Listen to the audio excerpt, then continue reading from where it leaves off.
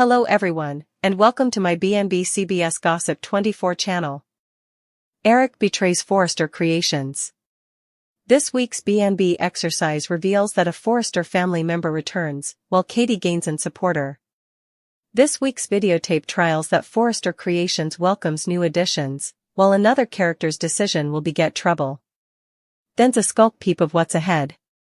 Brooke and Ridge are in the Forrester exchange when they admit a special caller.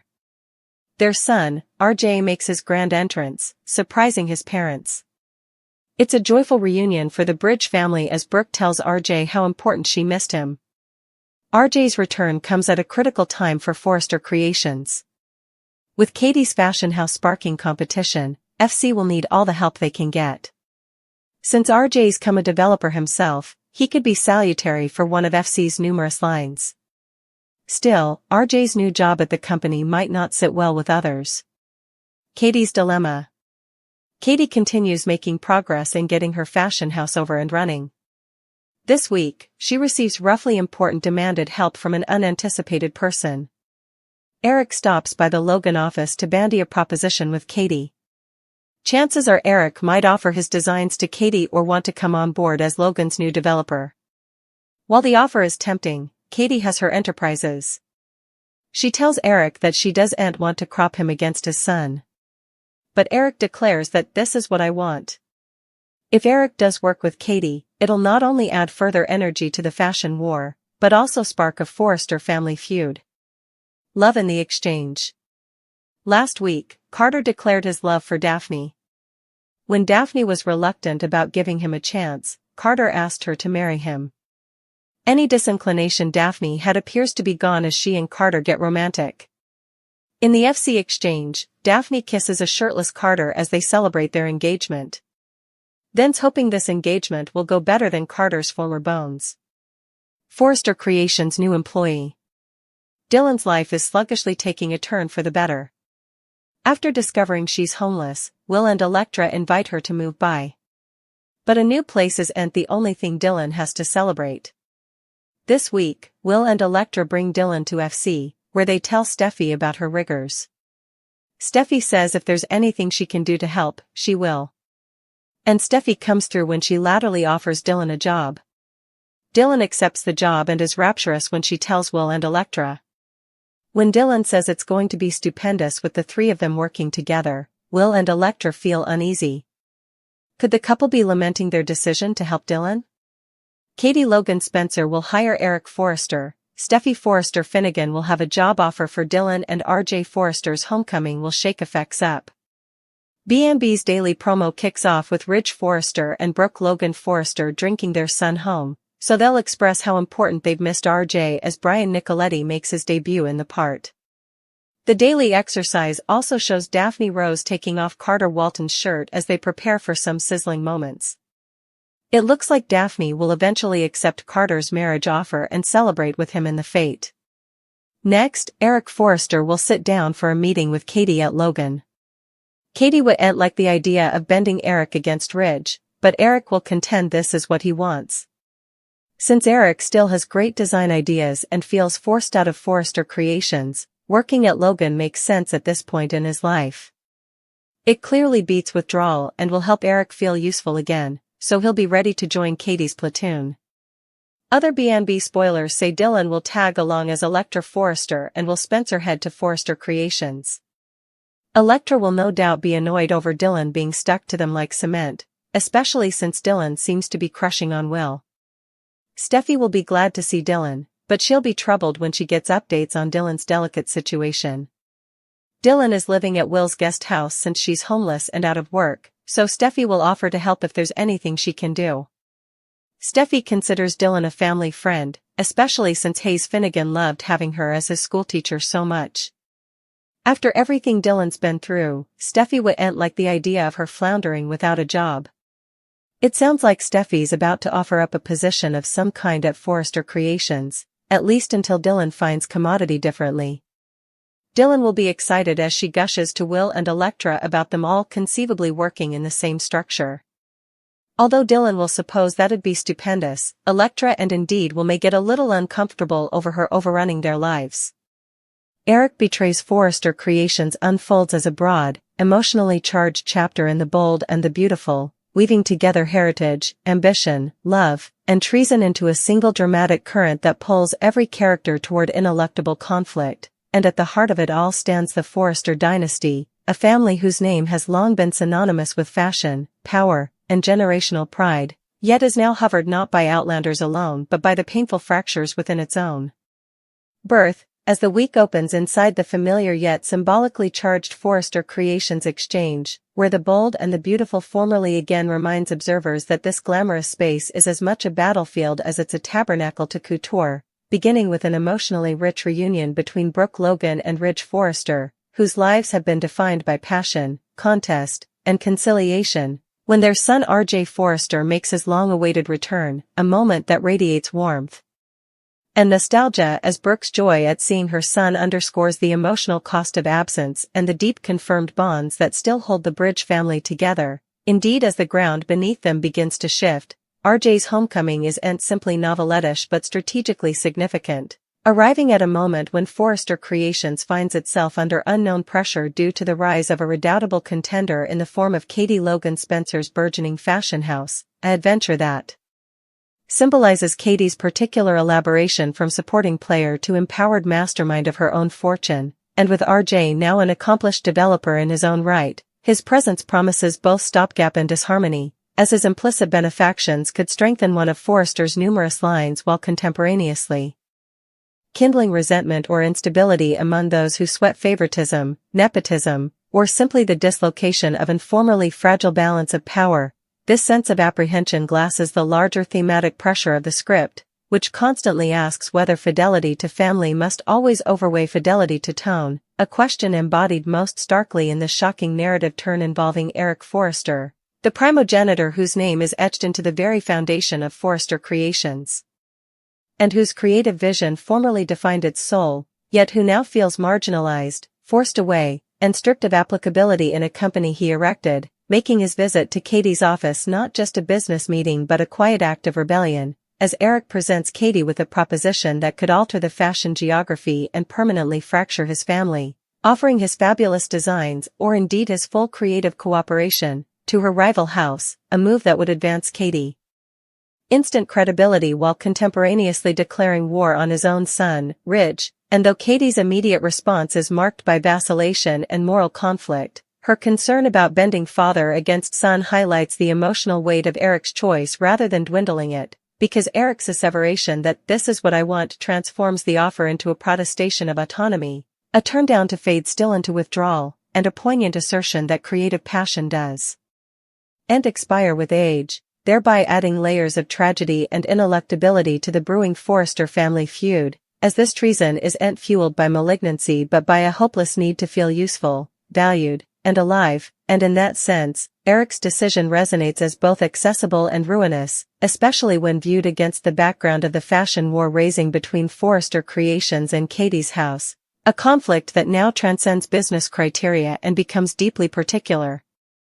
Intertwining heritage, pride, and wounded hearts, running parallel to these professional and domestic paroxysms is a plot steeped in love and impulsive devotion, as Carter Walton's bold protestation of love for Daphne Rose evolves fleetly from query to engagement, with Carter's robotic marriage offer serving as both a testament to his each-or-nothing approach to love and a memorial of his tumultuous romantic history, and when Daphne sheds her earlier vacillation and embraces the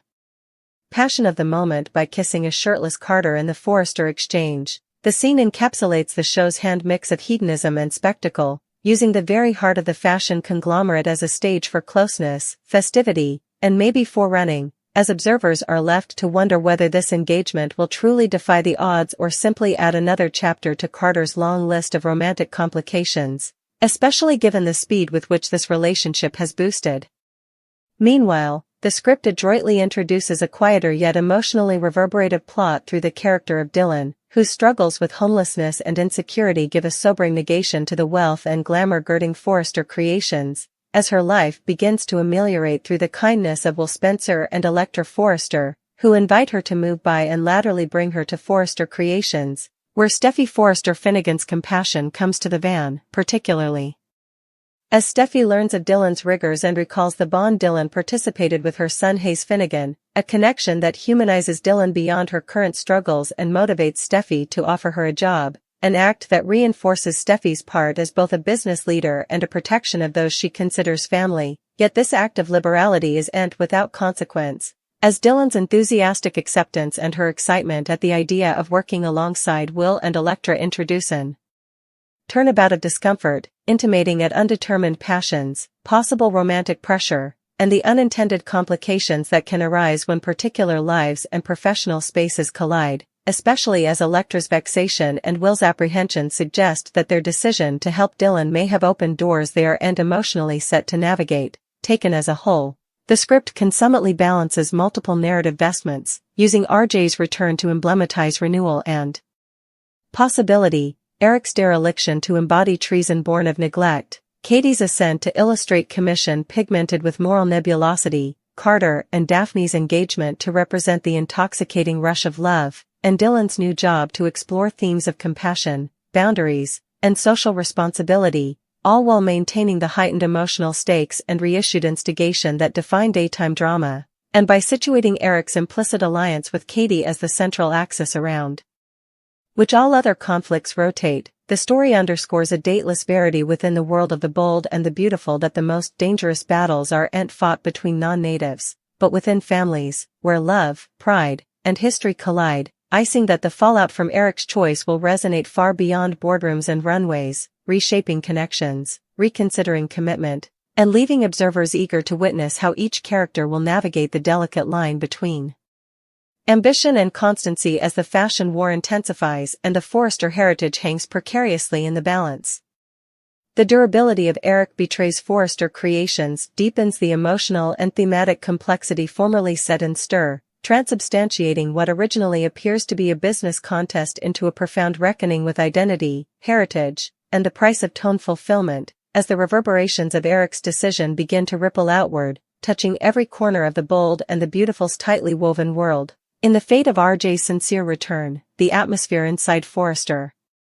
creations becomes decreasingly charged, as his presence, though ate by Brooke Logan, still unsettles others who smell that change is no longer approaching but formerly then, with RJ's calm competence and ultramodern design sensibility signaling a generational shift that both excites and threatens, particularly for Ridge Forrester, who struggles to attune his pride as a father with his instability as a leader whose authority has been constantly challenged, and as RJ begins settling into the company, offering fresh ideas and a cooperative spirit that contrasts sprucely with the settled power struggles around him, his part becomes emblematic of the crossroads facing Forrester Creations itself, caught between recognizing its fabled history and embracing an uncertain future. Meanwhile, Brooke finds herself formerly again in the familiar yet exhausting position of middleman, trying to save harmony between father and son, between tradition and invention, indeed as she senses that Eric's growing distance from the company may be far more dangerous than anyone realizes, because Eric is no longer simply frustrated, he is resolved, and that resoluteness crystallizes during his decreasingly frequent meetings with Katie Logan Spencer, whose own plot evolves from conservative sanguinity into a bold assertion of independence as she weighs the counter-accusations of aligning herself with the very man whose name defines her rival's conglomerate. Katie's internal conflict remains palpable, torn between fidelity to family and the inarguable occasion Eric represents, yet as she listens to him articulate his sense of exile, his feeling that the company he erected has moved on without him, she begins to understand that this cooperation isn't about vengeance but about recovery, about Eric reclaiming his voice and Katie reclaiming her agency, and in that participated understanding, an important alliance takes shape, one embedded not in malignancy but in collective respect and ambition. Indeed, as both are completely apprehensive that the consequences will be explosive, the durability further explores Eric's emotional geography, presenting him not as a villain but as a man scuffling with indivisibility, as scenes loiter on his solitariness and his quiet grief over being sidelined, buttressing the tragedy of a primogenitor who must betray his own creation in order to feel alive again. And when word of his implicit dereliction begins to circulate, the shockwaves are immediate, particularly for Ridge, whose wrathfulness is compounded by hurt, as he interprets Eric's choice as both a particular rejection and a public demotion. enhancing their formerly fraught relationship and setting the stage for a battle that promises to be as raw as it's ineluctable. Parallel to these commercial and domestic pressures, the romantic plot between Carter Walton and Daphne Rose continues to unfold with characteristic intensity, as their engagement, though passionate, begins to reveal subtle cracks beneath the face, with Carter's buoyant certainty colliding at times with Daphne's quieter need for consolation, suggesting that while their love burns hot, it may not yet be completely predicated. And as they celebrate their engagement within the glamorous yet emotionally charged walls of Forrester Creations, the immediacy of love and contest underscores one of the show's enduring motifs that love, like fashion, is frequently most unpredictable when displayed under bright lights, and though Daphne appears authentically swept up in the moment, the speed of their commitment invites both stopgap and foreboding, especially given Carter's history of grand gestures followed by heartache, leaving observers to question whether this union will serve as a stabilizing force or another catalyst for emotional bouleversement. At the same time, the durability gives lesser depth to the plot involving Dylan, whose transition from homelessness to employment at Forrester Creations represents not only a particular palm but also a thematic disquisition of compassion within a world defined by honor, as Steffi Forrester Finnegan's decision to offer Dylan a job reflects her belief that success carries an obligation to hoist others, particularly those who have fallen through the cracks, and while Dylan's gratefulness is sincere and her excitement contagious, her adding propinquity to Will Spencer and Electra Forrester introduces a subtle pressure that grows more pronounced as the lines between help and reliance blur, with Electra's discomfort intimating at covetousness or fear of relegation and Will's apprehension suggesting a forming consummation that good intentions do and always lead to simple issues. As Dylan settles into her new part, her presence at Forrester Creations becomes a quiet glass to the larger conflicts unfolding around her, reminding observers that while the important clash over heritage and ambition, those on the perimeters frequently bear the unintended consequences of similar battles, and in this way, the durability adroitly interlaces grand drama with intimate mortal stakes, icing that no plot exists in isolation. The fashion war itself escalates as whispers of Eric's involvement with Katie's house reach Forrester Creations, transubstantiating dubitation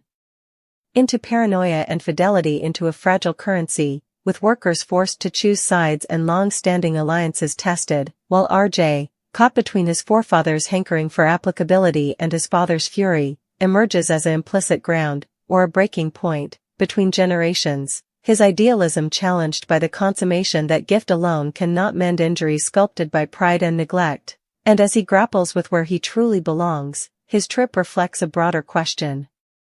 Hanging the Forrester heritage whether the future can be erected without completely coordinating with the history, the durability culminates in an atmosphere thick with expectation. As Eric prepares to make his final decision public, Katie brands herself for the counter-reaction she knows will follow, Ridge braces for treason he can formerly feel in his bones, and Steffi balances her defensive instincts with her liabilities as a leader, all while love, ambition, and compassion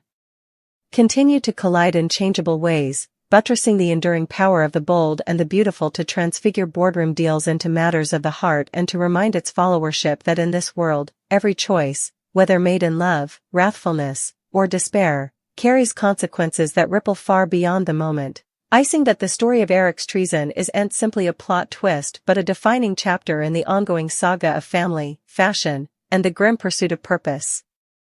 Asians with everything she has. As the story pushes forward, the emotional fallout from Eric's looming betrayal grows heavier, settling over Los Angeles like a gathering storm, and the continuation of this arc in the bold and the beautiful leans fully into its core strength, the collision of family loyalty and personal ambition, where no character emerges unscathed and every decision carries the weight of decades of shared history. Inside Forrester Creations, the tension becomes palpable as whispers turn into open speculation, and employees sense that something seismic is about to shift, with the once unshakable image of the Forrester dynasty beginning to crack under the strain of unresolved grievances, particularly as Ridge Forrester grows increasingly volatile, torn between denial and rage as fragments of the truth about Eric Forrester's intentions reach him, and Ridge's internal struggle is rendered all the more painful by the knowledge that this is not merely a corporate threat but a deeply personal wound, one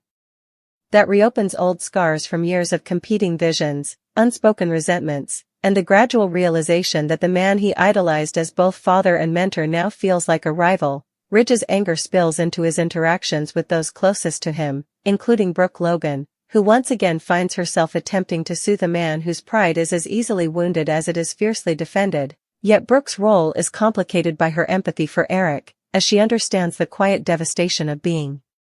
made to feel obsolete, and this dual loyalty places her in an impossible position, forced to choose between protecting her husband's authority and honoring the emotional truth of the man who helped build their world. Meanwhile, R.J. Forrester becomes an increasingly central figure in this unfolding drama, as his initial excitement at returning home and contributing creatively gives way to a sobering awareness of the fault lines beneath the surface, and R.J.'s perspective, shaped by distance and a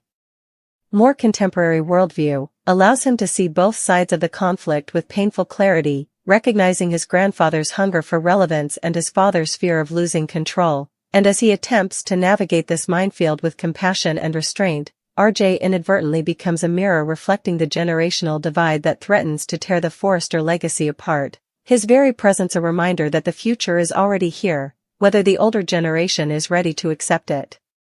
or not. Outside the Forrester walls, Katie Logan Spencer continues to wrestle with the enormity of her decision, as the reality of partnering with Eric shifts from abstract possibility to imminent reality, and her fashion house, once a symbol of personal empowerment and fresh beginnings, now stands at the center of a moral and emotional battlefield, with Katie acutely aware that accepting Eric's talents will irrevocably alter her relationships with her family, particularly Ridge and Brooke. Yet,